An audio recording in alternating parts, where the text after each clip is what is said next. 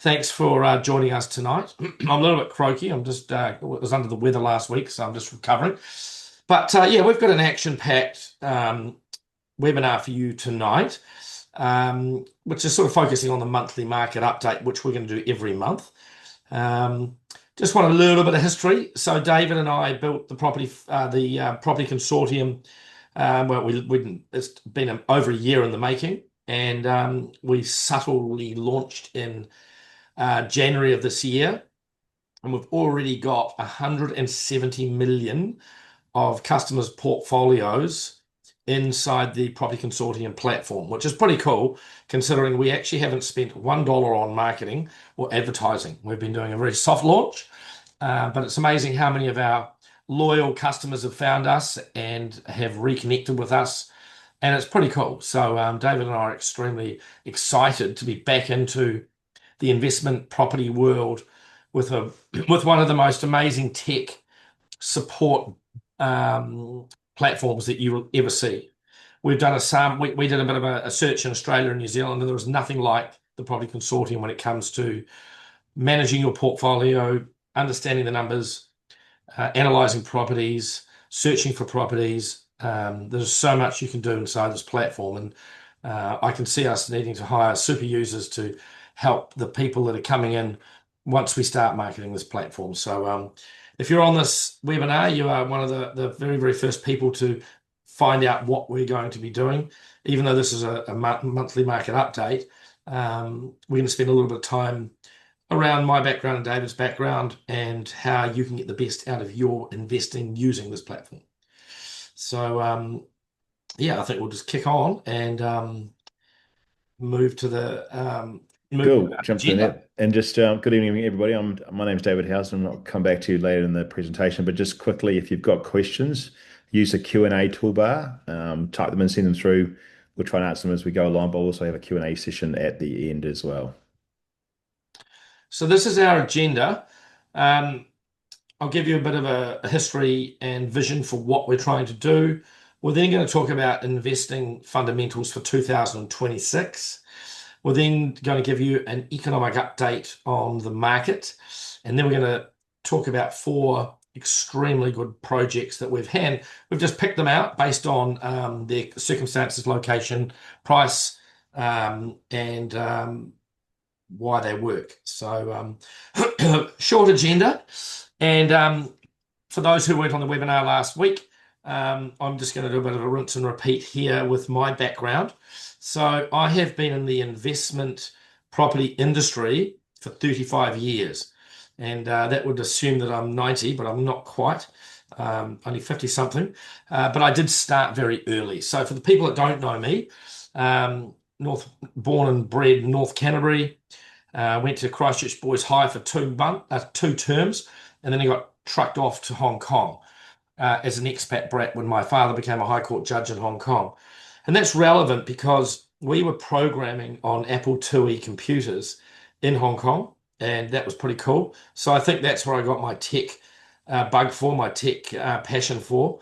I actually went to an Apple Computers Symposium here in Christchurch many moons ago. I didn't meet Steve Jobs, he didn't come, but I did meet a couple of the other amazing guys in that tech platform or that tech business. So let's go back to actual property.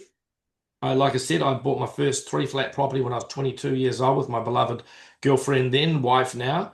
We spent 10 years renovating, holding, and flipping, and that we just thought that was what you did. But we found out later on that what we were doing wasn't quite normal amongst our peer group. Yeah, and after that 10 years, we were extremely well off when it came to income and equity, because back in those days, we were converting very old houses into executive accommodation, holding most of them, flipping some of them, to the point that I decided that I needed to really up my finance understanding. And I went to work for a guy for 5 years who was probably equally one of the 2 or 3 people in New Zealand who specialized in investment property funding.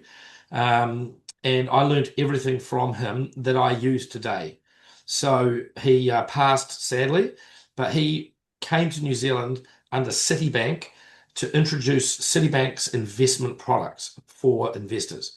So right place, right time. He was effectively a master's degree for me in finance. So I've always had a good head for numbers when I was at school and university. However, working for a bespoke investment company or finance company, sorry, that tailors money to investors was where I learned my real craft. I did my first I left the paid employment world. So I did a corporate career whilst we were doing those flipping and renovating. But when my firstborn came out in 2002, that's when I went self-employed, and I've been self-employed ever since. So I started up my first property education, or I bought into a property investment education business that Dave will talk to you about later.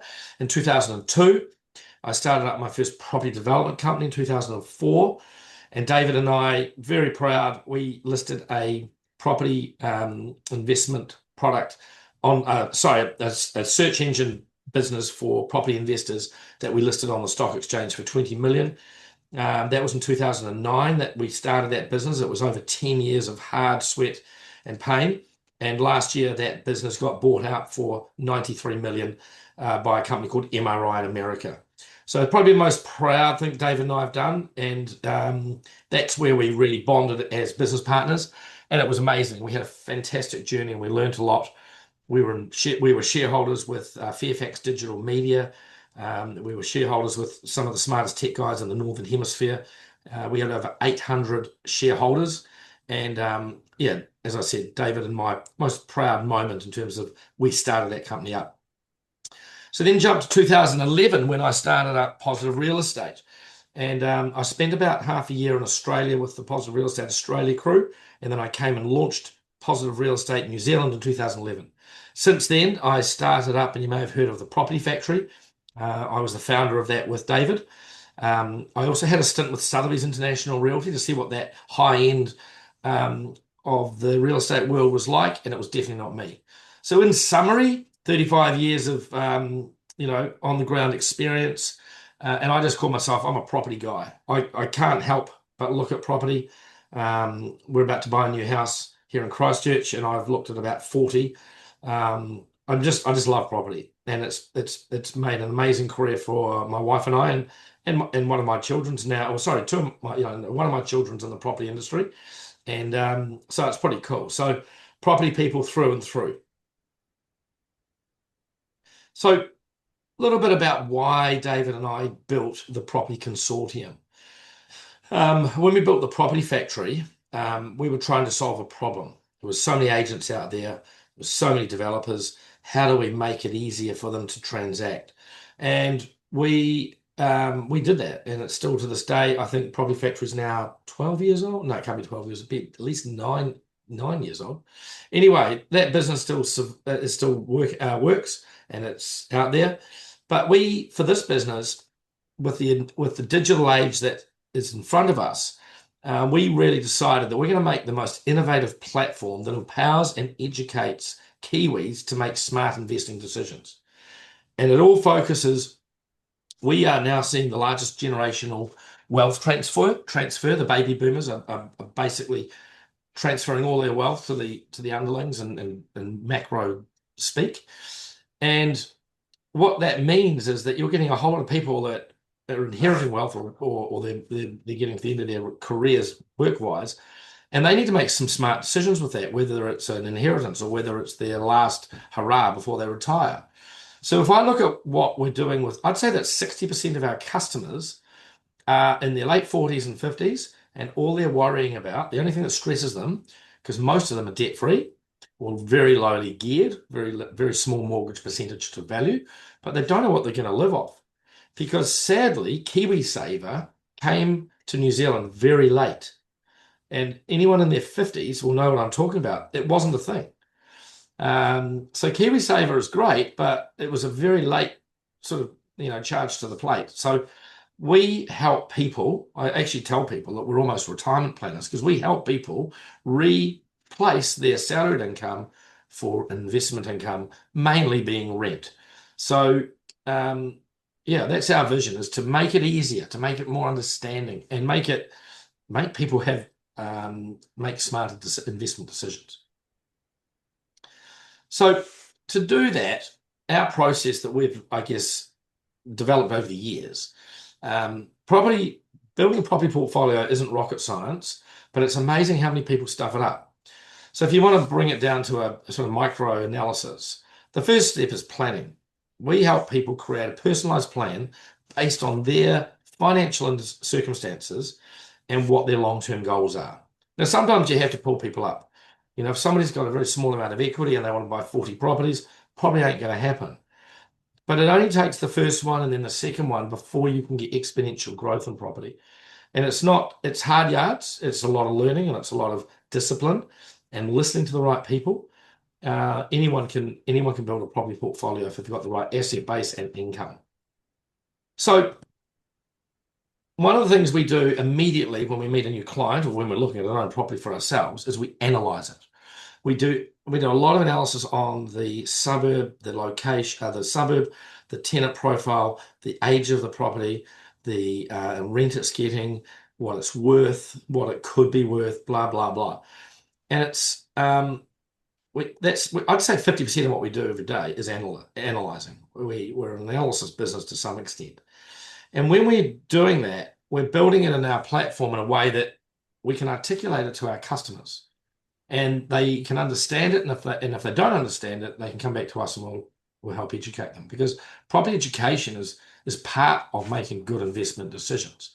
And, Positive Real Estate was a property education business, and another business from way back in 2002 was a property education business. So what we've done is we've blended them into one another so that you can be a self-driving property investor, or we can do it for you, holding your hands. But it comes down to your personalized plan. Not all people's balance sheets and income is the same, and everybody's age is different. A 20-something-year-old property investor is very different to a 50-something property investor. That 50-something-year-old property investor has one rodeo left before retirement. So every decision we make with them is very considered. Whereas when you're at the start of your property journey, if you're a 22-year-old, 23-year-old like my son and daughter, it really comes down to just getting on the ladder, getting in there, because whatever they buy is typically going to go up. Whereas people at the other end of the spectrum, they got their wealth, they need income. So we have very, very seasoned partners. We're actually quite a small business, but what we have is an amazing team of finance brokers who specialize in investment lending, lawyers that specialize in property law, property managers that actually don't discount the rent just to fill the properties. They actually match the property type to the rental return. So we've just got this huge team of people that go right back to 2002.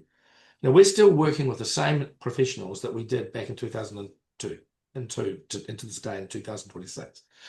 So that makes it easy for us. If we were doing it one-on-one, we would only be able to deal with, 30 people a year. But at the Property Factory and other businesses that and even now with the Property Consortium, we can help 500 to 600 people a year. So it's a leveraged business that we've leveraged through technology. So at the end of this process, you will end up with a portfolio of properties. Now, not like Bob Jones, we don't want you to own 40 properties or 50 or 60. And some people do. One of my best friends owns 70 properties.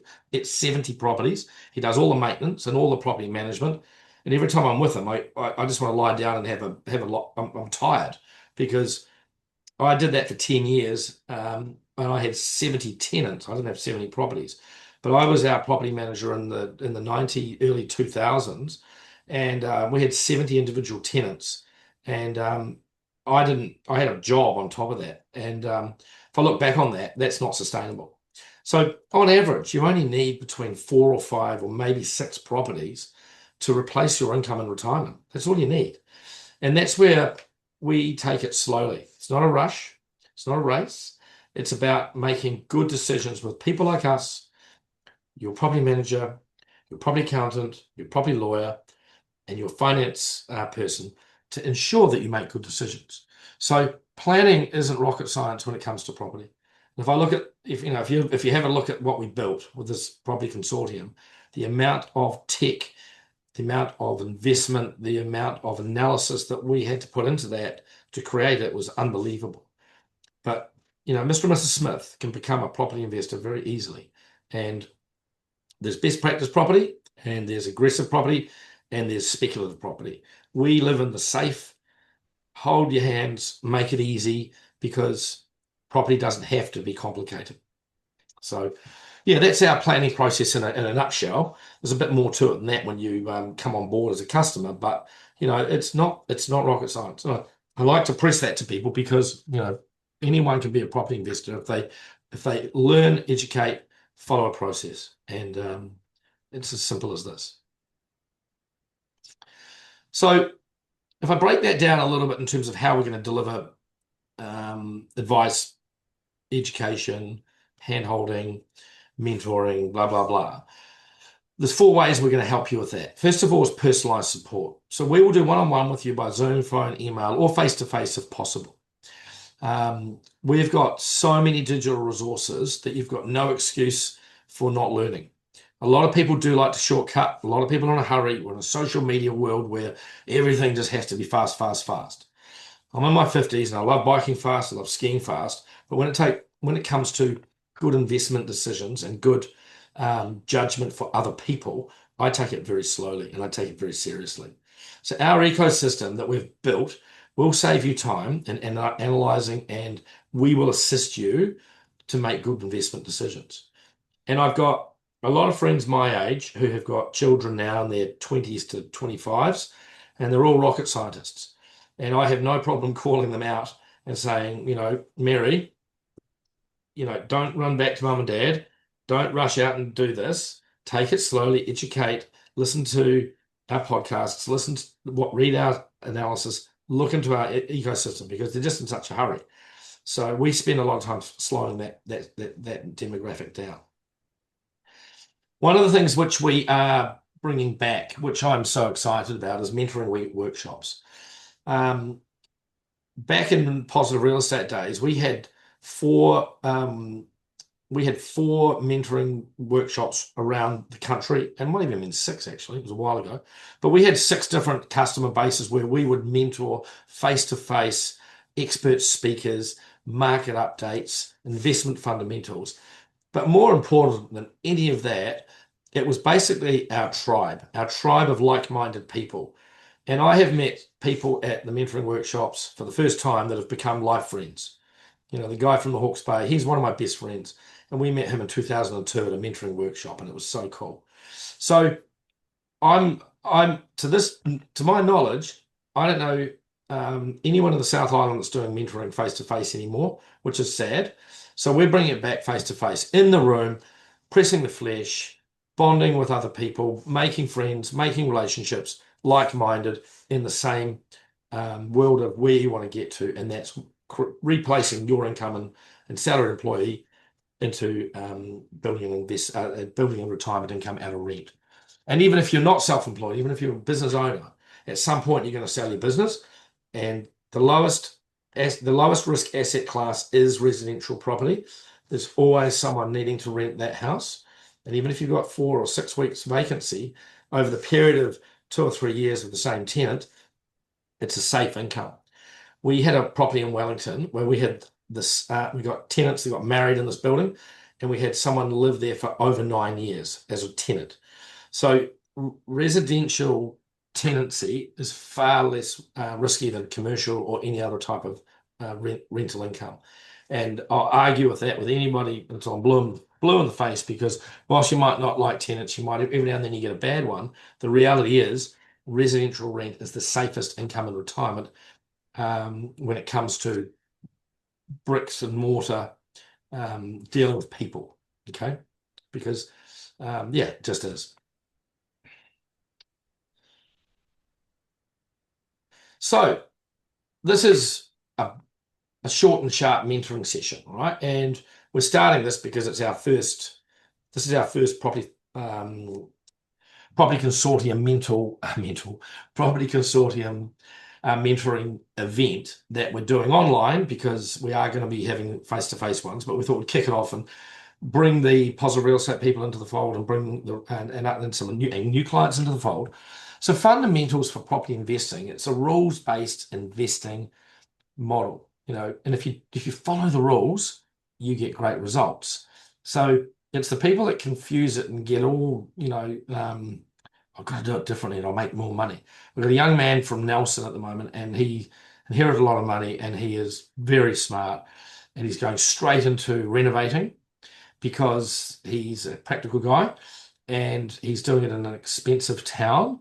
And I'm like, step away from the vehicle. This is crazy for your first rodeo. Keep it simple.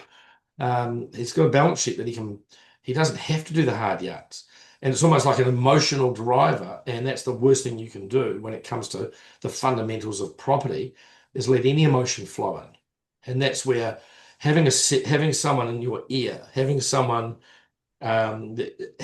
giving you, feedback from the sidelines is critical. I've always said great rugby coaches don't make great rugby players don't make great rugby coaches. My late father, he was a bit what I call a nickel and dime investor. He used to go for the real broken down, cheap and nasty properties in the regions. And I was like, why are you doing it this tough? This is crazy. But he came from he was a war baby. He came from a background where you save your pennies and for the rainy day. But he did very well in his property investing, but he did it hard. So yeah, rules-based investing with no emotion produces great results. So some of you will know what we've got on the screen at the moment, and I think this is one of the most critical things every wannabe property investor needs to understand, and every investor needs to remind themselves not to get emotional and follow the property clock. So property clock is a metaphor for a watch, because they go, the second hand goes clockwise, and it goes up and then it goes down. So somebody created this metaphor a long time ago, and it's being used pretty much by most investment companies as a way to read a suburb, a street, a city, a town, to gauge where is this area on the property clock. And I'll give you a good example. This recession that we're coming out of at the moment, hopefully, touch wood, it's the first time ever in New Zealand's history where Auckland has not let us out of recession. Okay? Christchurch and Queenstown have let us out of recession, or are leading us out of recession. And I won't go into how and why. David will talk about it later when we do the macro and micro economic discussion. But if I look at the property clock right now, you can get very good at reading the market if you stand back and don't get emotional, and you say, right, where is Woolston right now versus New Brighton, Rangiora, or Lincoln? And if I was in a seminar room with you all, I would call out some locations and I'd ask people, where do you think Lincoln is? And I know Christchurch like the back of my hand because I was born here, and I've done business here since 2002. And you just get to know locations, even driving through. I did a road trip this week from Auckland down to Christchurch, and we went through Raglan, and I'd never been to Raglan before. Beautiful beach. There was a surf in New Zealand, international surf event on. Beautiful little town. And I only had to look around a couple of the for sale signs and have a look at how long properties were on the market there. And it's not a place that you would buy if you're an investor with a sensible and safe hat on. But just up the road in Hamilton is primed to buy right now. It's primed for capital growth for a whole bunch of reasons. And I always look at the property clock when I'm making these assessments. But then there's other places which will be slower because of infrastructure issues, oversupply. So as you get to know suburbs, cities, and regions from a investment perspective as opposed to an emotional perspective, you will be much more ready to make those sort of informed decisions. So we spend a lot of time with this when customers are making their recommendation of what they should buy. And I think one of the biggest mistakes people make is, they want all their rental properties close by. They want to be able to keep an eye on them, even though they've employed a property manager. Now, the trouble with that, when Auckland does come out of recession, When Wellington's infrastructure gets fixed, you've got all your eggs in one basket. And we're very much in favor of geographical diversification. Every property, if you want to be the safest property investor, you will have a property in Auckland, you'll have a property in Hamilton or maybe Tauranga, you will have a property in Wellington because Wellington still has the highest income per capita in New Zealand. A lot of people don't realize that, but the civil servants and the government workers and the corporates lift that average income by a significant amount, and it's still that rent, we call it rent city.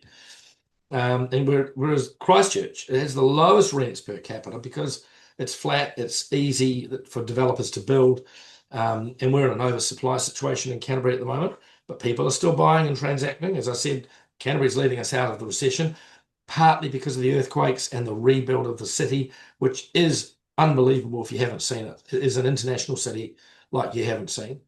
So Christchurch is the darling of the property industry right now, but once Tauranga, Hamilton, Auckland all come back, Queenstown's already on the move, it'll pull back a bit because it's always cyclical. So, and you have to read this based on the economic drivers, your knowledge and education, and also the advisors around you. Do not go to someone's barbecue and have a big debate with somebody that doesn't know what they're talking about. Find experts, get people around you, and you will make much better decisions, and it will feel better that you've got, man, I've spoken to 4 people that said the same thing. They've got to be right. So Property Clock, go onto our website, spend some time understanding it. It is an absolute must if you want to be a serious property investor. Did I miss anything there, David? I think it's good. I think it's really good. And I think one of the key things is some of those factors don't always line up in that order. We did have falling interest rates, and then we've had a bit of an odd event with Trump and Iran, and so interest rates have gone up temporarily. But yeah, I think spot on. Yeah, I mean, look, I could get dive deep. David's going to talk some economical metrics later, but analog watch, look at the clock. And it's crazy. I'll just finish on this.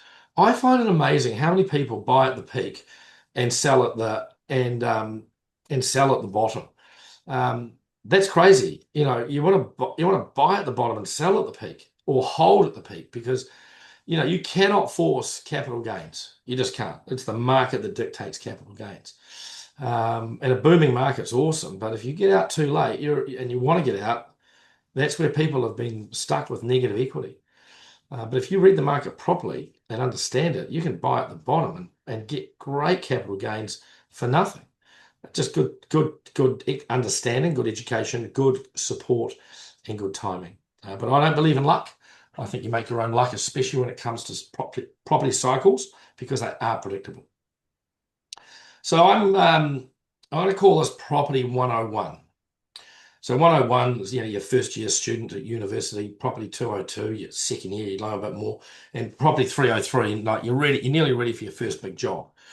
So one of the biggest mistakes we see a lot of is people wanting to buy on the up, which makes sense, but they haven't got the income to support buying on the up, because like a car with petrol and oil, and like a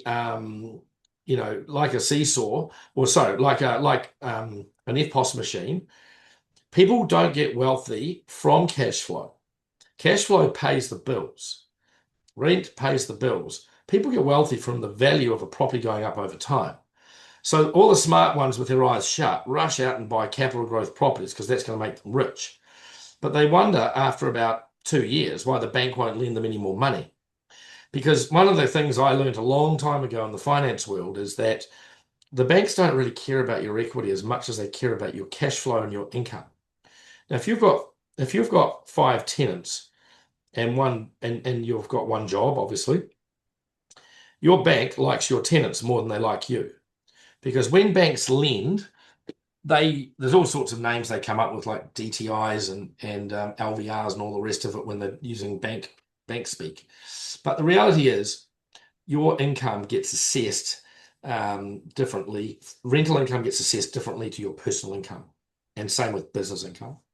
So if we just sit down the path of residential investing, and you've got $100,000 income job and you've got a good balance sheet, if you're when the bank assesses your personal income, they will take between 30 and 40% of your gross income and apply that to debt for debt servicing. Okay, that hasn't changed for 20 something years. They might vary a little bit, but on average, banks will lend 30 to 40% of your personal income. But when it comes to your rental income, they will lend up to 70 to 80% of your rental income. Hence, they like your tenants more than they like you. And they do this because banks are conservative. Banks are looking for reasons to say no. Banks are looking for reasons to not lose their job if they make a bad judgment call.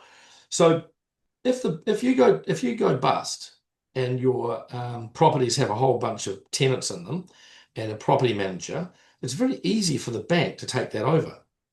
Whereas if you've got one income or two incomes and you lose one of those incomes because somebody gets made redundant, you're down to one income and the banks, they get nervy. So, they're no different to an investor that's trying to be conservative as heck. But in this instance, it's your life and their decisions. So you have to play the bank's game in a good way. But if you play it properly, as you build more investment properties, your servicing actually improves. I know a lot of customers that we've helped who have gotten to the point where the banks don't care about their personal income because their rental income is so high. So, but you don't get rich from it. What it's doing, it's paying off the debt on the capital growth properties. It's paying off the debt on the cash flow properties. But it's allowing you to buy more, which creates your wealth. And it's amazing how many people don't get that metric. And I like the seesaw metaphor because you should always have more yielding properties than capital growth properties. And if you have a basic portfolio of 5 properties, you should have, on average, 3 cash flow properties and 2 capital growth properties. Capital growth meaning they are in an expensive suburb, and the cash flow properties will be in less desirable suburbs or cheaper suburbs, but the yield's higher. So again, that's property 101. Everyone should know that, but it's amazing how many people don't. So that's the math of income and equity and LVR and DSR. And it's just the fundamentals. But this is when it gets emotional for most people, especially if it's their first rodeo. Locations are not created equal. When we moved to Christchurch, it was for health reasons. One of our beautiful babies was not very well, and the best medical service was here in Christchurch. And when we moved here, we didn't know if we were going to be here for a year or 10 years. And as it's turned out, I can't see us leaving Canterbury. We've been back for 8 years, 9 years. And we're looking to move to the beach because we're all beachy people. But when we moved back to Christchurch, I took the emotion out and I said to my wife, if we're only going to be here for a year or maybe 2, we're only buying in Maryvale or Fendleton, which are the 2 most expensive suburbs in Christchurch. Not because we wanted to be snobs, but because I wanted to protect our capital from some sort of event. Because the top suburbs in any city in New Zealand or the world always hold their value. And as it turned out, we bought in Maryvale, we're about to sell and move to the beach. So we're moving to a lower growth location, but I don't care because we want to be there for lifestyle reasons. And our portfolio of property is strong enough that it doesn't really matter if Sumner, where we're moving to, doesn't appreciate as much as Maryvale, where we are now, or Fendleton. I don't care because for us now, it's lifestyle. So I've used this example of Eastbourne and Petone. I've asked 20 people which is the highest value suburb, Eastbourne or Petone, and in terms of growth. And everyone says Eastbourne because Eastbourne is a much nicer suburb from an outside looking in perspective and a snobby point of view. But Petone's long-term growth is far greater than Eastbourne. And if you're watching this from Wellington, you go, that doesn't make sense. Look up the stats. The average value is higher in Eastbourne, but the long-term growth is lower than Petone. Petone's that funky, cool, sexy new suburb, like Newtown Wellington was in its day. So we analysed all of these suburbs on the basis of someone's wealth and what they can invest. and we help them pick the right suburb to invest in. Because remember, they're not living in it. You're not living in these locations. So yeah, we're gonna showcase the Petone property later to make a point of that yield discussion and that yield comment I made before when it comes to cash flow versus capital growth. So hopefully that made sense. Right. Back to the banks. They don't control the whole market. They just control the funding. There's a whole bunch of market levers that you need to start educating yourself on so that you can be an informed investor. Rent growth, interest rates, household size, which is a really interesting one, and the aging stock of New Zealand's, let's call it New Zealand's balance sheet, being New Zealand's property stock or property value. So I'm just going to rip through these because otherwise it will turn into an economic exercise, and David's going to cover some of that later anyway.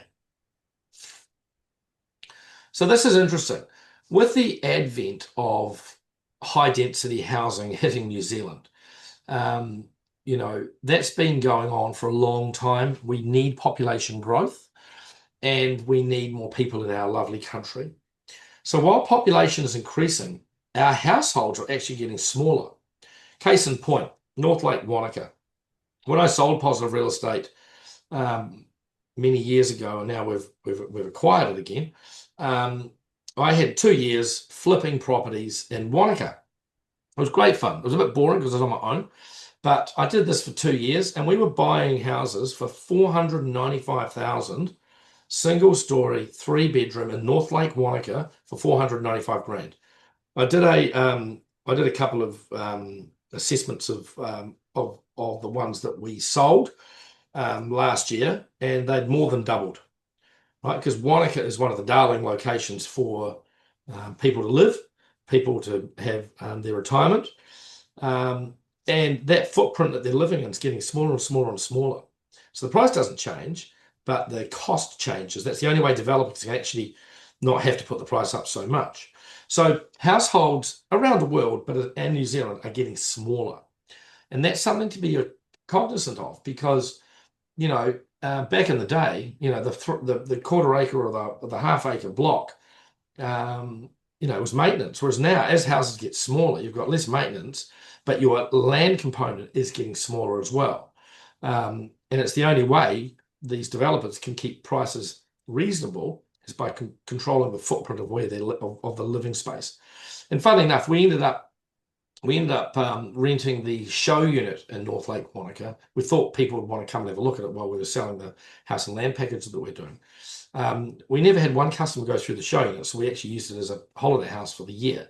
And we, as a family of 5, lived in a 120 square meter, 3-bedroom house, single story, and we didn't live there, but we used it as our batch. And back when we lived in the Wairarapa, we had a 480 square meter house on 10,000 meters.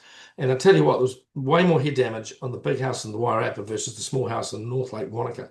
So a lot of people are happier in smaller places because they've got less admin and chores to do. So this means we need no more. Sorry, David, let's finish that last comment. So we don't need more smaller homes. We just need to house our current population. And that that's one of the reasons that our rental industry is so strong, because not everyone wants to buy a house. A lot of them want, especially migrants, they're happy renting because the cost of living is a lot lower. So yeah. So this is something which I think is a fundamental belief in people's psyches because they grew up with baby boomer parents. But every year, thousands of houses around New Zealand reach the end of their lives. And just look at this from a New Zealand history point of view. We're one of the youngest OECD countries in the world. And if you go to England, you'll see 5,000-year-old properties, 500-year-old properties. You'll see really old houses that someone's keeping alive. New Zealand, most of our houses are made of timber. We're an island, so we get hammered with cold weather, hot weather, salty weather because we're in the islands. And houses don't last very long. I remember watching one of our developers that we help sell their product for. They were demolishing a beautiful, beautiful old villa in a really good area within the 4 Avs. I was like, why are you pulling that down? And they said to me, it's going to cost us 60 grand to pull us down and take it to the dump. To re-renovate this, there's no way we could do it, even with our building crews, without overcapitalizing. And we don't know if we'd be able to sell it at the other end for what it cost us. So a lot of people who love those old villas, and I'm one of them, I live in one at the moment, 1920s villa. Um, a lot of people are emotionally attached to these old houses, and I'm guilty. But I know very well that the maintenance costs of an old house is far greater than the maintenance cost of a new build, that most of them come with 10-year warranties. So we don't know exactly how many, but almost all of these homes have to be replaced at some point in time. And I started in the investment sales industry in 2002, and I'm getting customers now. That's 24 years ago.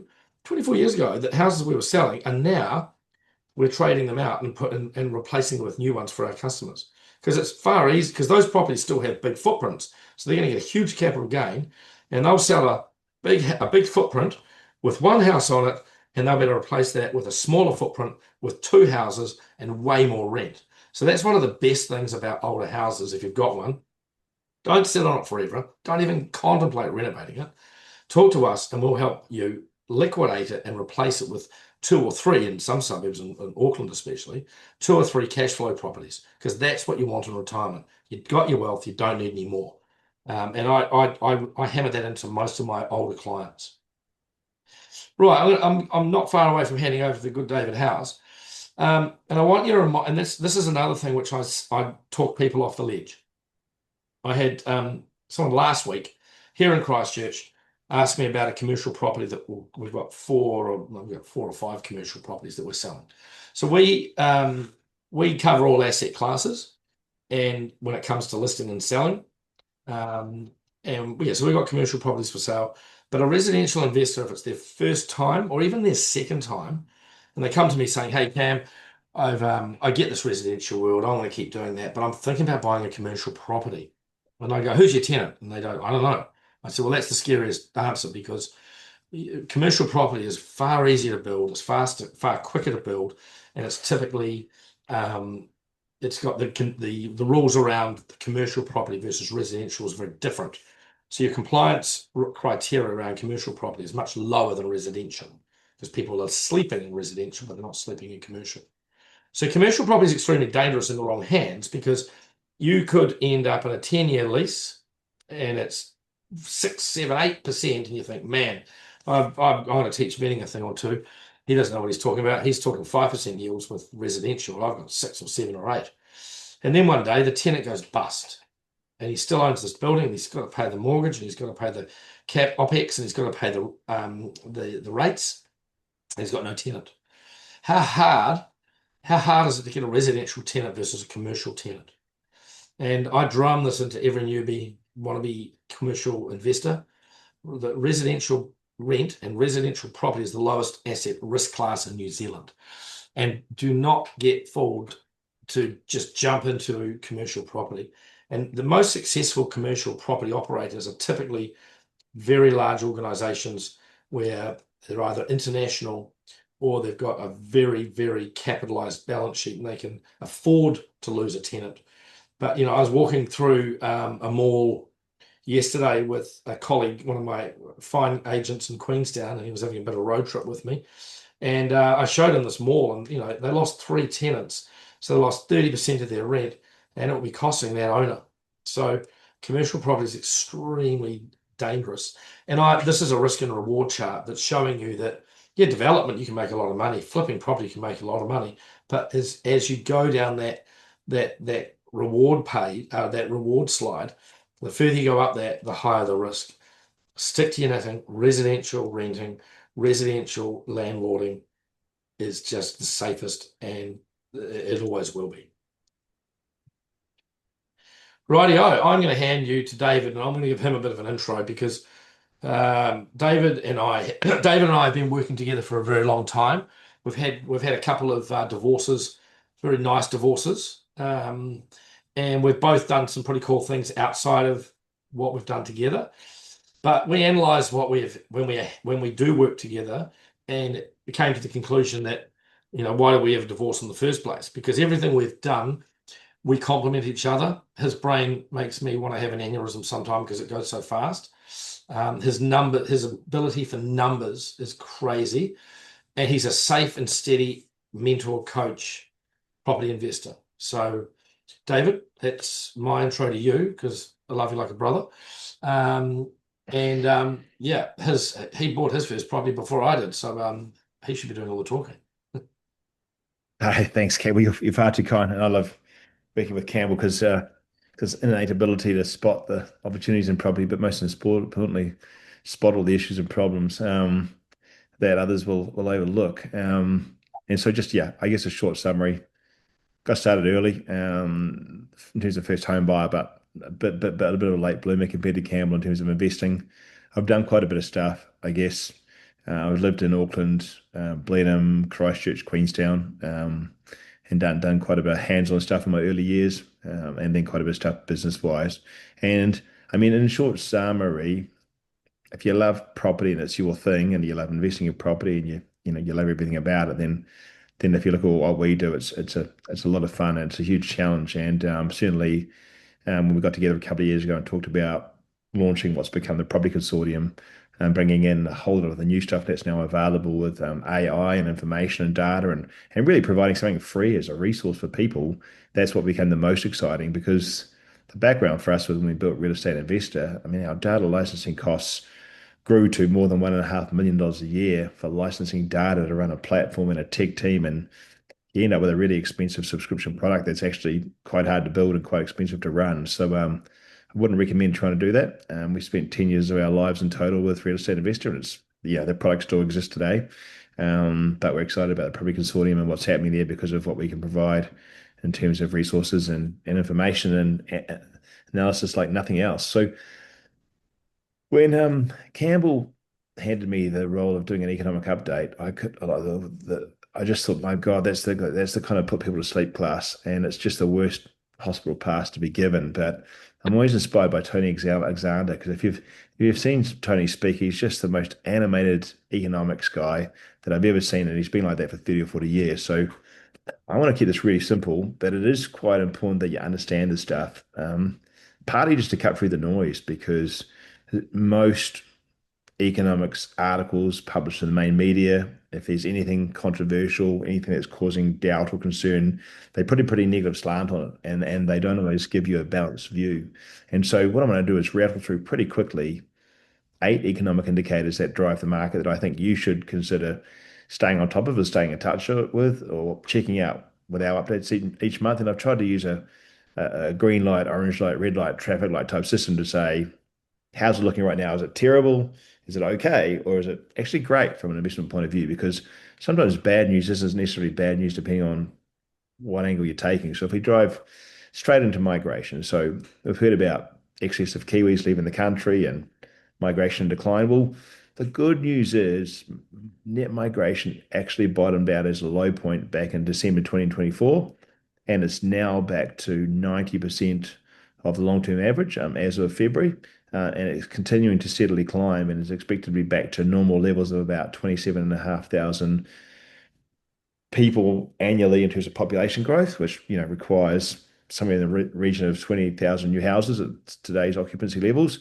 That's a green light because that's actually heading in the right direction. Employment. That's orange light. Employment in the March quarter actually dropped slightly. So unemployment dropped slightly. So it's not we're not bleeding right now. It's not booming. But if you look at the long-term average and look at which forecast to go, then we're not that far off the pace. And interestingly, if you compare it to Australia, our unemployment levels in New Zealand have been lower than Australia for the last 20 years. So, we're in pretty good shape. But you do have to be mindful of not investing in areas where you've got lack of population growth or lack of employment growth, and then challenges with tenancy demand because that can burn you. Inflation. Inflation was going okay, and we had interest rates dropping as we saw. And then Donald Trump woke up one day and decided to start a war with Iran, and fuel prices spiked. And as we know, the Reserve Banks acted, crept the cash rate up a little bit. But encouragingly, New Zealand's reacted quite quickly. And if you look at credit card spending, despite fuel prices being up an average of 18%, spending on the cards actually dropped in March and in April. And that kind of good behavior means that we can hopefully be rewarded with a cash rate change of nothing tomorrow when the Reserve Bank meet. And hopefully that means we can resume the normal path we were on pre the Iran stuff when that settles down, because we did come out of the blocks this year with kind of green shoots in the market. They're starting to appear, and then they've sort of been extinguished a little bit with this blip that we've got right now. So that's orange. Interest rates. So they have crept up a little bit, but if you look at where they sit against the average for the last 25 years, the cash rate's still below the 25-year average, and it's forecast to level off again for the balance of this year. Maybe one more rate rise, depending on the Trump and Iran thing. But overall, if you look at history, our average cash rates are actually still pretty encouraging. So orange light for that. House price growth is a green light in the sense that we've now had 5 years of no real change in values. And that's a positive, which we'll cover shortly. And even if we look at April, house price index was flat on last year, no real change. But what it means right now is you'll see as buyers, you just got more choice. There are motivated vendors, there's stock available in pockets, and there's opportunities, particularly where markets have started to turn. So that's encouraging. I mean, if you think about the property clock that Campbell talked about earlier, you're talking about 6 o'clock right now, 7 o'clock right now, in terms of bottom of the market, as opposed to later in the cycle where some of the capital growth has already passed. In terms of house sales volumes, the market is not as dead as the media would portray. It's actually returned in the last 2 years to normal averages of around 79,500 property sales per year. We're now back at that level, and we're selling 20,000 more properties per year than we were in 2023, where we bottomed out. So it's creeping back along nicely, which is helping to suck up some of that excess supply. A huge positive, if you look at it with an investment hat on, is construction costs keep rising.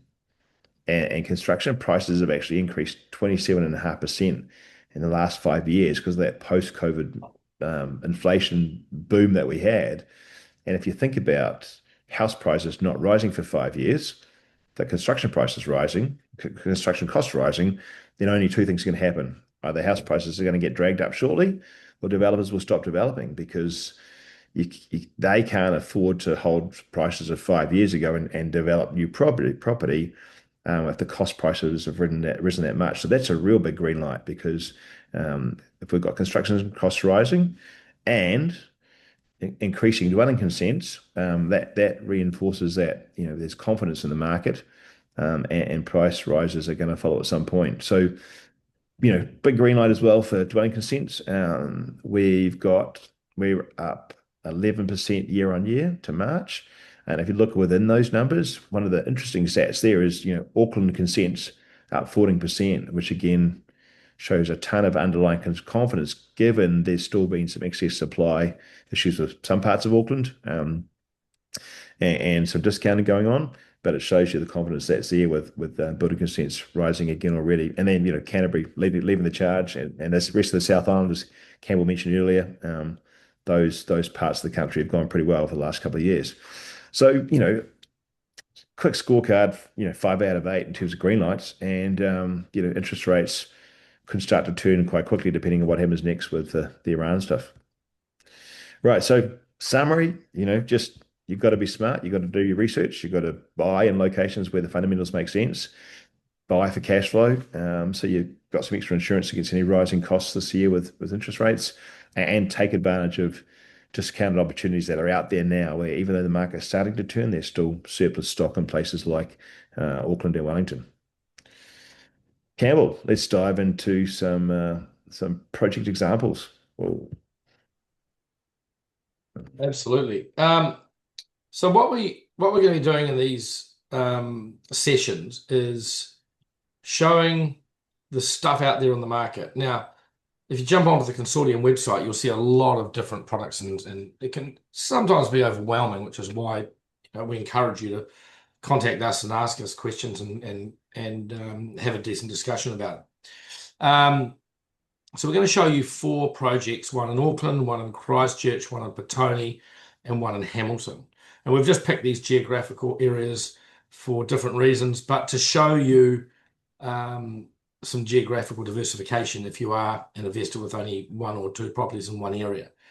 But it's this is the rubber hits the road. This is where, okay, you're listening to us, you're taking our advice. We are specialist investment advising property advisors, and we don't take it lightly. I have a real estate license that if I put somebody wrong, if I do the wrong thing by someone, I've got a 5-year stand down. That's worse than a lawyer. So I take every piece of advice that I give to my customers seriously. So we're going to start with Gleneden, Auckland. Now, when I owned the property factory, we sold a lot of these units off the plan in Gleneden, Auckland. And great location, beautiful piece of land next to a very famous park. And this was a long time ago. In fact, David, how many years? About 5? No, yeah, it was late 21 we were selling them, and 5 they settled in late 24. I'm sorry, late 23. Late 23. Yeah. And earlier I said New Zealand's being pulled out of recession by Canterbury and Queenstown, which is true. And it's the first time that Auckland hasn't done this. Now, if everyone thinks Auckland's stuffed and if everyone thinks Wellington's stuffed, it's just in a pain period. Everything comes right through cycles. So let's look at Auckland. Right now, Auckland has so much oversupply that developers are discounting. And when we saw this deal, and you can look at this on our website, you can get up to $123,000 off based on as a discount based on what they sold for 5 years ago. Now this complex is only 3 years in, i.e. it's only 3 years new. So because even though we sold them off the plan, they still had to be built. And we did a site visit last week, and I was blown away with the quality, with the amenity, with the you can read a suburb when you wander around one. It's got a cafe now inside the subdivision. It's got dog washing bays. They've just gone over the top with, and we knew all that when we sold it, but we didn't see it. But I actually saw it with my own eyes for the first time last week, and it was so cool. So this developer has 2 other projects they want to move on to. And this often happens where, they have residual stock, which they need to liquidate, sell to get the capital out to go into the next project. And we're talking about very, very wealthy developers here. So they choose every now and then you just get, you're at the right place at the right time, and you can receive that discount or receive that great deal. So this developer in Gleneden, we're looking at this as one of the best products we've seen for a very long time. Not products, sorry, deals. So some of these properties were sold for 800 grand 5 years ago off the plan at the peak, the top of the market. They valued at that point by government valuers, by registered valuers. And that was the deal, because Auckland 8 years ago was a very different place to what it is now. And it will change. It will go through another cycle. We're selling some of these properties $300,000 below those original prices. The average is about 123, and there's 21 houses available for sale up to 300 grand below its original retail price. I mean, I don't see that very often. In fact, I've probably only seen that 2 or 3 times in my whole property career. And we've valued them 5 different ways, right? We have not. When you get a discount like this, you have to pressure test it each different ways. This is inside. So if you think about it from their point of view, there's only 21 houses for sale in a complex of 236. They've made a profit. They're happy with it, and they want to move it on. So they're discounting it through us exclusively on a yield of 5.8% in Auckland. And here's the other thing, as I said earlier, they're all tenanted. Now, to buy a property tenanted from a bank, to get funding from a bank for a tenanted property is much, much, much easier and faster than supplying rental assessments. Now, you can do both, but the reality is, it's if I'm a property investor, I'm buying a property that's fully tenanted. I've got no doubt, I've got no vacancy. And I also get the ability to go and look at meet the tenant to see what sort of tenant we've got. So that a lot of people think, oh no, I want to get rid of them and I'll tidy the place up. It's only 3 years old. I wouldn't touch it, and I wouldn't even think about doing anything like that. So these are exclusive discounts to the Property Consortium. There are 2, 3, and 4 bedroom options available. The amenities, as I said, are amazing. There's only 21 of these. So you'll need to email us through the platform or call me or email me if you're interested in these. There's a lot more information we can give you than just this one page. But yeah, not often I see that sort of discount. And we've already looked at their next new projects, which are also fantastic. But yeah, this is just what happens when developers want to get rid of the last 10% of their property on stock so they can just move on to the next project. Did I miss anything there, David? I don't think I did. Yeah, and that's good. I mean, to the five-way valuation model, yeah, we used the original retail price, we used GV, we used a yield-based valuation based on a 4.5% yield, being pretty fair in Auckland. We'd use the one roof value estimate today. We use the trade value estimate today. So that if you go to the website, all the information is available there. And if you download the valuation, it's got all those numbers in a summary, so you can see. But I mean, at the end of the day, you've got four-bedroom properties that were selling for 989 that are selling for 689. But that's real. I mean, the two-bedroom properties were selling for more than that originally. So it's an amazing price point in that location. And if you look at the fundamentals, it's got good capital growth long term. It's had a couple of dips post GFC and both post COVID.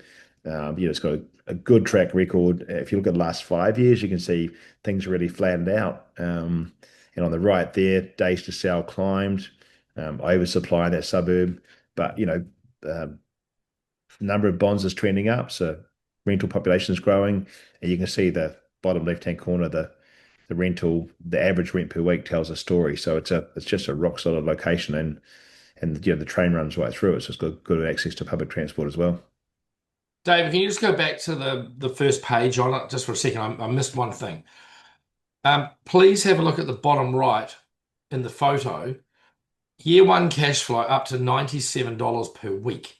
That's positive cash flow, nearly $100 a week on a property that comes with its own tenant. So that's assessing it on an 80% loan. Okay, so 80% loan is $100 a week, cash flow positive. I don't see that very often, so I just want to re-emphasize that. That's Yeah, when you look on the consortium website.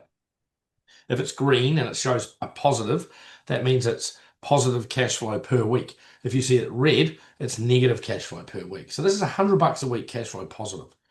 Insane. yeah, and also within there, Campbell, some of the rents, let's say take two-bedroom examples, some of the rents range $50 because they're not all rented at market. So some of those properties have got upside in terms of rent increases as well. So somebody's just asked, the cash flow include rates, and yeah, the cash flow includes all of the costs, rates, body corp, maintenance. You don't really have maintenance because it's under warranty. So yeah, cash flow is cash flow And after property taking out the manager. So cost. that factors in the property manager. Yeah, property management as well. Yeah. So okay, Okay. cool. The second project. Now, this one's a bit of a little bit of an emotional one for me because the vendor is one of my very dear friends.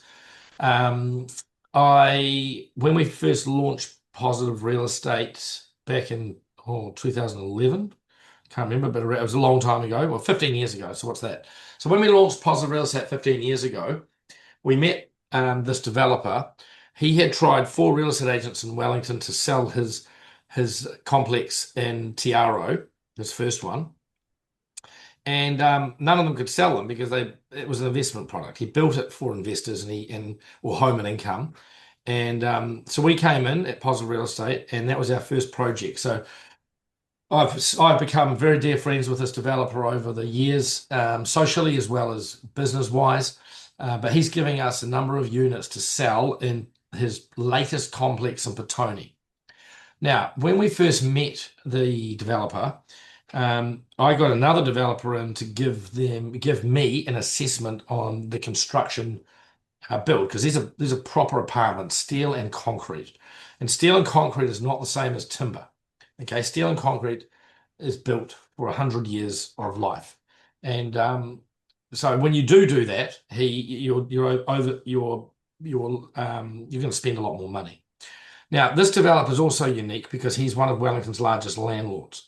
So for every 10 properties that he builds, he keeps 5 of them. So on average, he keeps about 50% of his projects. He's got one project in Wellington that he hasn't sold any in there. I think it's about a 30-unit complex, and it's next to the Embassy Theatre, and it's beautiful apartment complex. They're not for sale, sadly. So this is 2 Campbell Terrace, my namesake in Petone. I've been through all of the units. It's such a good location. He built the complex next door to it 2 years earlier, and the one next door to it has retail in it as well. Not that it matters because there's so many cafes and bars very close by. The developer that was looking at his first projects and any of his projects, they all say it's over-engineered. That this developer spends more money than he should, but what he's doing is he's just future-proofing it for as long as possible. So 48-unit project in Petone. He's a specialist apartment developer. He's offering at the moment one of the easiest deals you can ever do. It's a 5-year lease back on a 5.5% net yield. That's net after all costs. All right, so it's cash flow positive from day one at $274 a week on an 80% lend. So, all you need to do is pay the mortgage, and as you pay it off, when you're getting rent of $274 a week net on top of the normal rent, you can't really go wrong. So this is for a passive investor. I'm a massive fan of apartments. When I lived in Hong Kong, when I was a teenager, we lived on the 31st floor. Steel and concrete outlives timber. So I'm a massive fan of apartment buildings. I'm sure my last house that I live in will be an apartment with a beautiful view of the beach somewhere. Because I know that they're seismically wise, they're the strongest. But post Christchurch earthquake apartments, and you get developers like this who over-engineer their stock. So there's 4 available at $750. There's only 48-unit complex. Again, that's a good thing. If it was a 500-unit complex, the average capital value brings it down. So it's a small complex, and there's a lease back exclusive to the Property Consortium. So yeah, that's project number 2, which is it's a guaranteed return, which we don't see that very often. And just before I finish on it, David, the reason that these properties he's doing this is that these apartments are what's called dual income or dual key. So the reason that the yield's so high is that you've got 2 tenants on one title, and the banks are okay with them. And it's also a potential home and income if you're a first home buyer or a downsizer. You've got a studio bedroom and a 1-bedroom on one title, 2 bathrooms, 2 kitchens, 2 balconies, blah blah blah. So very nice place to live or rent as the customer, as the tenant or the owner. So that's Petone. Cool. And Melody's just asked, what's the lease back? So essentially, the developer is running these as the property manager of short-term executive rentals, and he's just backing himself to run it on a rental basis, pay you a guaranteed net return as part of him that helps him to sell the stock. And 5 years is a long time to lock and load a rental guarantee contractually. So if you like, a lease back is you're leasing back to the vendor, being the developer. It's like having a long-term lease or rental agreement in place. Yeah. And if someone wants to buy this and do it themselves, they can. But there's only 4 that he's doing on those guaranteed lease backs. But if you like the complex, I'll put it this way: if I showed you through, it's got a rooftop garden. It's a beautiful complex. And if someone wants to buy one and run it themselves, they can. But there's only 4 available on the guaranteed rent back. So I just wanted to mention that. Cool. And then, similar to Gleneden, good fundamentals other than a bit of a post-COVID dip, which we're seeing, but the market's already sort of stabilizing. But you can see there, that middle chart, last 5 years, you can see there, days to sell have sort of blown out a bit. bit of oversupply in Wellington, a bit like Auckland, and so that's meant that developer motivation. But in terms of the rental market for Batones, it's just going from strength to strength. Again, a little bit of a dip recently, but in terms of numbers of tenants, that middle bottom chart there, number of bonds being lodged, rising steadily. So it's a growing market. Right. Another very regular s- developer of product for positive real estate clients. This developer we caught up with last week, he's a great, great citizen. He's passionate about what he does. He's way more, what's the word? Generous with his terms and with his overspend in the product. So this is in Hamilton, and which is part of what we call the Golden Triangle between Hamilton, Tauranga, and Auckland. Um, I was blown away with the vibe in Hamilton when we were there last week. It had a really good.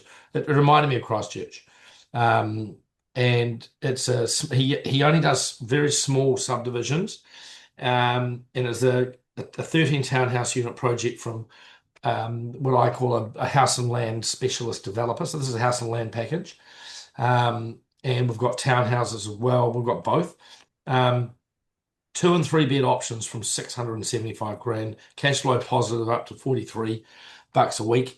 Um, so, again, trying to find cash flow properties in the North Island is actually not easy.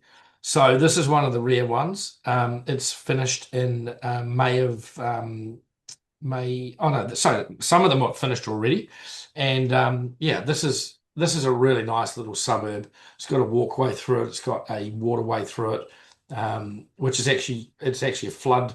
It's a flood retention area, but they've sort of channeled to make it look like it's a nice little waterway. So yeah, the 2 and 3 bed options from 675 bucks a week. I know I've missed something, David, but I can't think what it was. No, I don't think you have that I can think of. And we went through some of his finished product and we couldn't fault anything. Tandem garages, you can get 2 cars in a garage, really smart. But just even one of the things you got to measure with developers is do they do the right thing? So take the width of the road and take the grass verge before the council area. Your verge before after the house. You get the house, then you got your verge, and then you got the council bit, then you got the road. This is one of the developers that makes those as wide as possible so that kids can ride their bikes and run around. When you walked in there into the subdivision, you felt like this is a nice place to live. And I could see community going on in the suburbs. It was about 4 o'clock, people coming back, the mums and dads were bringing kids home from school. And it just felt like a really nice subdivision to live in. And we've got the same sort of subdivisions in Christchurch, but then there's the ones that aren't that nice and they're not that they don't feel that generous with size, because the developers they have a lot of control how big or small the site the roadways and the walkways and the verges are. So yeah, this guy's gone the other way. He's made it really really big for the price in the area. So yeah, that is Hamilton. Cool. And it's quite a new suburb, this suburb. So there's not a lot of long-term data on it as a result. So those are just Waikato averages to show a mixture of rural and CBD or city housing. But again, similar long-term trends, bit of a dip post-COVID, but steady rising sales, median days to sell are pretty flat, and rising rents, and growth rising quickly. If you look at that bottom center chart there, number of bonds rising quickly because it's a new area, so it's got it's coming off a small base. And all those charts are in the website. So if you log into the Property Consortium, there's a ton of information, documents, charts, things you can play with, things you can look at, cash flows you can edit yourself, cash flows you can customize. So this is just a bit of a summary view in the essence of time. We're a little bit over time. But if you dive into the website, all of this and much, much more is in there, mapping tools and all sorts of things. Colston. So Woolston, Christchurch. When you look at these discounts and prices, you'll think this is a misprint. I don't know how a developer can make a margin on a 2 bedroom property that's only 469 grand. I don't know how they can do that. And I don't know how they can then offer discounts of up to 51,000. But this is real. I know the developer very well. I know Woolston very well. They're calling Woolston the new Coulston, um, so which I think is quite funny because Woolston in its day was quite scary. But Christchurch has changed a lot since the earthquakes. Now, this is what I describe as the safest type of deal you could possibly buy. You know, it's under 500 grand. It's two bedroom, not one bedroom. Like we sold a whole complex of one bedrooms near the stadium for 525 grand. This is 469, and this is a two bed. They have three. They've got three beds as well. This is 50% sold down. One of our clients secured one today, and the developer secured one over the weekend. I reckon in 2 weeks this will be all sold out, just because of the price point, the location, and the timing. It's November 26th, so you've got time for getting capital growth before it even settles. 10% deposit. Um, I've been through their finished product. I know them personally. They're hardworking, good guys who are focused on, a very, very well-priced property for first-time buyers. I would say 60% of their buyers are first-time buyers because of the price point, and the other 40% are property investors that are looking at this thinking, $55 a week cash flow positive. Wow. So this is what I call you can't go wrong. It would take something seriously wrong, and their fit outs. In fact, I'm quite proud of these guys because their GM or the head of constructions from Rangiora, where I come from. So he's a good bugger, and they're just good to deal with. Anything goes wrong, they're around there fixing it, and that's Christchurch. I mean, that's all developers do that because their reputation matters. Um, but yeah, easy. First, if it's your first investment, you can't really go wrong. So yeah, any questions there, David? Have I missed that one? No, I don't think so. No, it's just good value, and that literally there's this registered valuation from a registered valuer. I think that's available to download on the website as Yeah, it well. is. It is. So yeah, those discounts are real, and yeah, it's a low price point, but below but pretty low price point. So it's yeah, and there's nothing better than that. I don't think on our site or that we've seen at that price point. Um, We have okay. had a couple of other projects similar, but the reality is they don't last. So you're at the bottom of the market. Well, Christchurch is growing at the moment, but to get these sorts of discounts, you are buying below the bottom. And we're forecasting capital growth in Christchurch for some time. So pretty hard to go wrong here, not to mention it's cash flow positive from day one. Well, if you think about it, if you buy at a 10% discount and the market goes up to 10%, there's equity, or almost enough equity for your deposit for your next property. So, So it's as simple as that. If you get the ducks lined up. Okay, and again, just good fundamentals long term, good fundamentals in the last 5 years, and good increasing rents, a little bit less renting volume, but that may be just in relation to stock available or potential increase in owner occupiers because the suburbs moving up demographically and it's cooler to live there now, as opposed to only living there if you're a tenant. So it's a good location.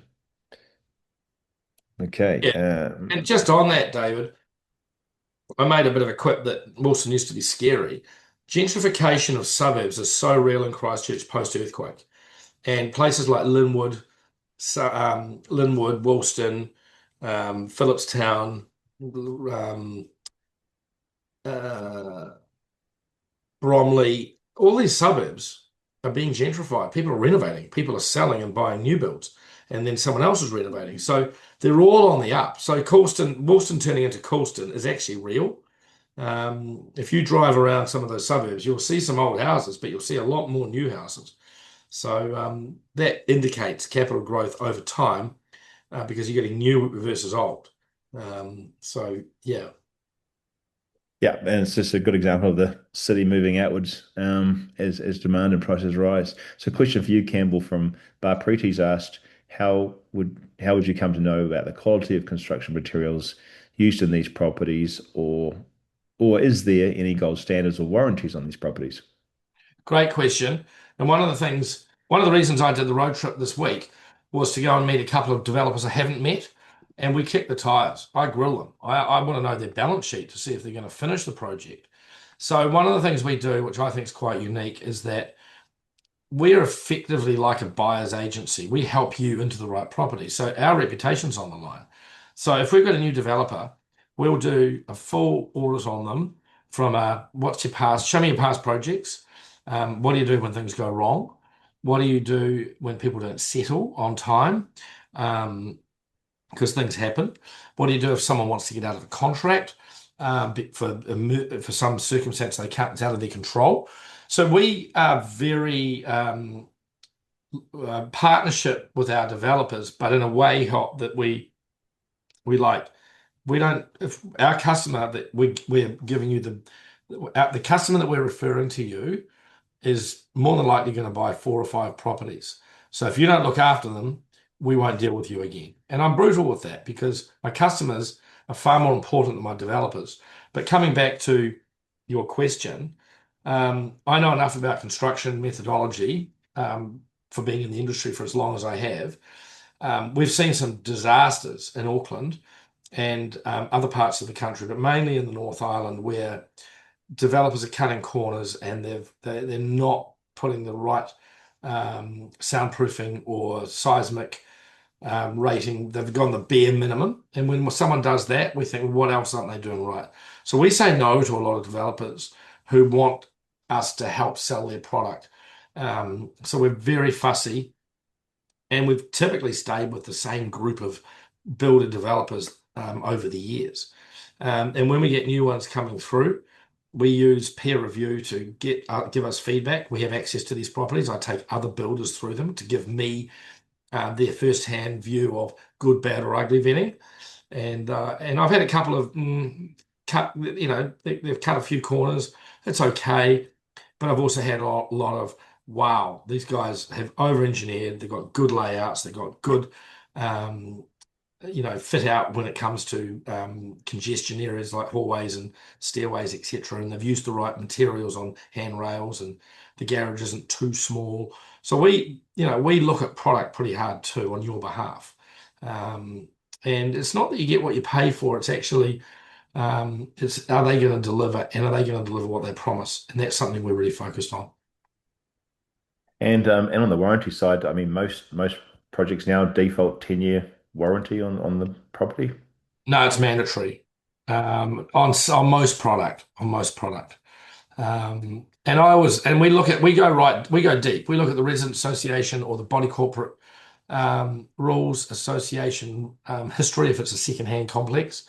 So yeah, all of the stuff that you need to, if it's your first time, will help you because even going on a body corporate committee, if it's your first time, we encourage you strongly to go on the body corporate committee or the resident association so that you learn about influencing those costs for the whole complex. So yeah, there's a lot to learn, but we will help you get into those right places. Well, it's good timing that we're actually at the end of the presentation and at the Q&A session because the questions are starting to come through thick and fast. So we are at the end, and access to everything we provide is at the propertyconsortium.co.nz. It's free to create an account and sign up, and it's an ongoing free service we provide. But back to some questions here, Campbell. So Nicola's asked, are the houses like in Glen Eden and Woolston, are they on body corps, and is this included in your cash flows? Great question. And Glen Eden is not on a body corp, the unit title. And sorry, they're separate titles. And Woolston is, I think it's the same, but I had to get back to you because we'll send it to you in writing so you've got it. But yeah, we do get a mixture. A lot of people think body corporates are bad things. They're not. A lot of people are ill-informed with them. I look at it as someone else is looking after my maintenance. And sometimes they set the fees too high. I've sat on a couple of body corporate committees where we've reduced the body corporate fees because there's no point having 200 grand sitting in the bank for a small complex of 10 units. This is insane. But the body corporate manager or the resident association can often set it too high at the beginning. So yeah, we look at that as well. But I'll come back to me directly and I'll answer those questions because I don't have that information sitting in front of me, but I'm pretty sure that they both are fee simple titles. Yeah, and just a couple of things on that. I mean, the more shared amenities you have in a building, lifts, swimming pools, gyms, saunas, the bigger the body corp to run and maintain all those. Um, a lot of these townhouse projects are at worst are on residential levies, which generally then covers the shared cost of washing the building, clearing the gutters, trimming the hedges, and they can be, $700 or $800 per year, as opposed to body corps, which can be much higher. Usually, those adjoining properties also include the building insurance, which you would have to pay normally anyway, and you're trying to get a better insurance rate as being part of a residential levy where they're paying it for the whole building. So some of those costs of that levy you'd have to pay anyway. And yes, they're all included in the cash flow, Nicola. Any costs that are part of the property are included in the cash flow, along with property management with every scenario. Okay, so Hades asked, what percentage does Property Consortium take when one of your clients buys one of your properties? Zero. We get paid by the developer. So we don't charge customers because at the end of the day, we're good at what we do, and the developers, we're effectively working for you to get the best deal out of the developer and make sure that we're helping you into the right deal. So yeah, we don't take a percentage of your what you pay for. We get paid by the developer. Yeah, we're a licensed real estate agency. We just specialize in sourcing projects for investors and working for the investor as a buyer's agent, if you like. But yeah, not on a buyer's agent fee model. Uh, Okay, but Arpreet has said, are there any websites which rates the developers on different parameters of quality? Not to my knowledge. Not to my knowledge. I don't. I mean, it's. I think the industry keeps each other honest. yeah, Uh, and that's part of your job, right, Campbell, in terms of oh yeah, I kick the selection tires. of projects. It starts with the selection of the developer. If the developer's not great, well, then you don't get to the project. Yeah, and I openly tell them that whilst they pay us, they don't pay us. They're paying us for the privilege of accessing customers that we've helped get their finance, educated them. So it's whereas your stock standard real estate agents, they don't do any of that work, whereas we do. So yeah, from that perspective, we're very, very detail driven because we only need one bad developer to ruin our reputation, and we're very protective of our reputation because touch wood, been doing this for a long time and have not had a complaint. Yeah, yeah, and hence we put so much information, research, plans, documents online with the project for you to check out yourself. So, comment there from Alice Campbell. Welcome back to Christchurch, she says. When are you looking to Thank you, start your Alice. in-person sessions? No, well, I'm a Cantab again, so we'll have to have a catch up.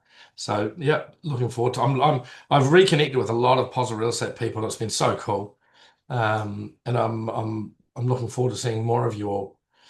David, question Yeah, for you regarding privacy. yeah, it's a good question. I suggest actually just finishing off with Alice. We've got a roadshow in late June, and that will include in-person training workshops in Christchurch, Auckland, Hamilton, and Wellington as part of that roadshow. So we'll see information on that. Malcolm's asked about privacy and security of web platform. Is client data encrypted? Is there MFA, 2FA, etc.? So yeah, so once you log in and create an account, once you've logged in 5 times, it's mandatory for you to set up two-factor authentication using the Google Authenticator app. You can't use the platform beyond 5 logins without doing that. That's to protect you and so that your account's not easily hacked. In terms of access to data, anybody that you connect with through the platform, accountant, lawyer, property manager, mortgage broker, unless you choose to share that data with them, then they can't see any data. So you're in control of your data. There's things that we can do from a customer support point of view and development point of view, but your data is your property, and we've got a really clear privacy policy on the footer of the website in regard to that, Malcolm. Okay, Harry's got a question for you. Yeah, Harry's Whenever asked the question, who has been our best developer to work with, and do they have any projects on the platform? It's a bit of an oxymoron on that one because we won't work with any developers that aren't best or great. And it's a bit like comparing cars. I'm a car guy. I love my cars. BMW make great cars, so do Audis. And the best developers, I guess, if I had to give you a statement, The best developers that we work with are the ones that respect our customers and doing right by our customers. Because once you own that property, we aren't involved anymore. But if you come back to the developer or us with any issues, I'll lean on the developer to put things right if they're not the greatest developer, and that doesn't happen very often. Or we'll put it right because we care about our customers. So I wouldn't say best's too strong. It's like, was Richie McCaw the greatest All Black, or was Jonah Lomu, or was Christian Cullen? It's very subjective. So, but Harry, I promise you, we will make sure we do not put any bad developers anywhere your way. So yeah. Yeah, and just to reinforce that, I think we've reviewed and analyzed about 140 projects now over the last 5 months, and 57 of them have made it to the website. And even the 57, not all of the stocks there because not all of the numbers stack up within every project because sometimes upper floors, penthouses, top floors, four bedrooms, sometimes the price point versus the yield doesn't make sense. So we then handpick the stock within the project that makes the most sense, which might only be a quarter of the whole project. And because we've done that Yeah. work for you, you don't have to. And again, all of that analysis is available within the platform. So our philosophy is, great projects or no projects, and we'd rather have just great projects than lots of projects because otherwise, you're just wasting time searching through things that aren't so great. And right now, we're sport with a bit more choice than we normally are because of the state of the market. So that creates opportunities for you that won't last as the market turns. Good questions. Okay. I think we're nearly there, aren't we, David? If there's any other questions, please let us know. But we'll be doing these more and more, and yeah, we're looking to working with you all.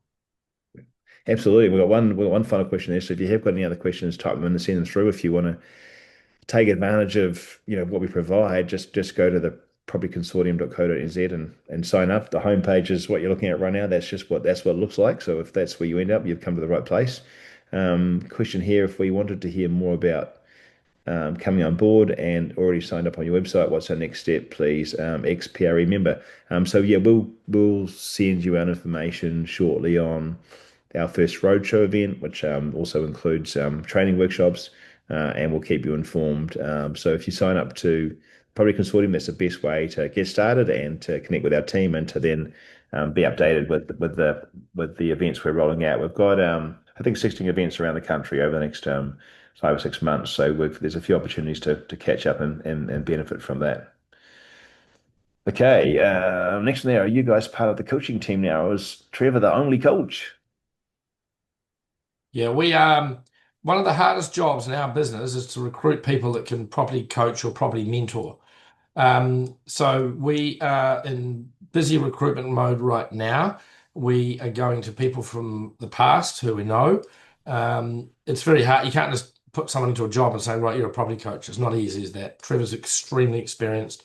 But you got me, you got David, you've got, and as we hire people that we know who they are from their background, we'll let you know. But in the meantime, we're just going to work later nights. So Yeah, yeah, exactly. And we're involved in the coaching workshops around the country that we do every 6 weeks. So we're involved in those directly as well as our growing team. yeah. Okay. Petra says thank you, awesome work, and Angela says thanks so much, great webinar. Cool. Well, if there's no other final questions, we'll wrap up in the next 30 seconds. But thank you very much. We have recorded it. So we'll aim to get the recording out to everybody in the next day or so. And yeah, we look forward to working with you and thanks for investing your time in us tonight.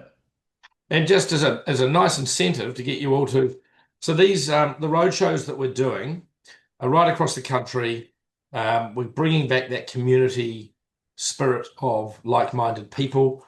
We love it as much as you guys love it. So yeah, we're really looking forward to getting back out on the road. So make sure you check out those dates. Even if you're traveling, you might be in Auckland, even you might live in Christchurch, you might be in Auckland, and we're doing one of the road shows there. So yeah, we've been a lot of planning and a lot of organising. And the first event's on the 22nd of June in Auckland, David. Am I right? I think we'll be starting in Christchurch, There you go, close. home ground advantage. But then we'll be in Auckland the following week by around about the 30th from memory of 30th, 31st of it must be the 30th of June. Yeah, but we'll send those dates out. Yeah, cool. Awesome. Awesome. I think Cool. that's us, and thank you for staying on with us. And yeah, we're looking forward to seeing you all face to face. Okay. Awesome. Thanks, Campbell. Great job. And thanks for your feedback by you and Christy and Haiti. And we'll wrap up there. Cheers. See you, and have a good evening, everybody.